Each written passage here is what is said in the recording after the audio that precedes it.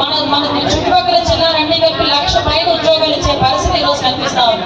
ఇవన్నీ కూడా మీ అందరి ఆశీర్వాదంతో మేము చేస్తున్నాం. పెన్షన్లు 3,000 రూపాయల నుంచి 4,000 రూపాయలు చేశారు. మీకు ఎంత ఎలిజిబిలిటీ అయితే అంత ఎలిజిబిలిటీ డబ్బులు డైరెక్ట్ గా అకౌంట్ లో పడే పరిస్థితి ఈ రోజు మనందరికీ కూడా కనిపిస్తా ఉంది.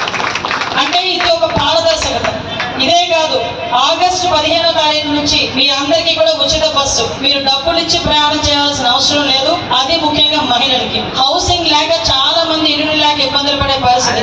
వీటన్నిటి మీద కూడా మేము ఒక దృష్టి పెట్టుకున్నాం. గౌరవ ముఖ్యమంత్రి గారు, గౌరవ ఉప ముఖ్యమంత్రి గారు కూడా ఈ రోజు ఒక ఆదేశాలు జారీ చేసి గ్రామీణ ప్రాంతాల్లో ఇల్లు లేని వారికి ఇల్లు కట్టించడం ఒక ఎత్తు, కనీసం 3 సెంట్లు జాగా ఇచ్చి అందులో ఇల్లు కట్టించే ప్రతిపాదన కూడా ఉంది. ఆల్రెడీ ఎంక్వైరీ చేయమని ఎంఆర్ఓ ఆఫీస్ వాళ్ళకి సర్వే చేయమని ఇచ్చారు. యాజ్ ఎర్లీ యాజ్ పాసిబుల్ అతి తొందరలో ఆ ఇళ్ల స్కీమ్ కూడా మీ చేతిలో తీసుకొచ్చి పట్టా పెట్టే బాధ్యత మాది. నేను ఈ రోజుగా 4 సంవత్సరాలు ఉంది.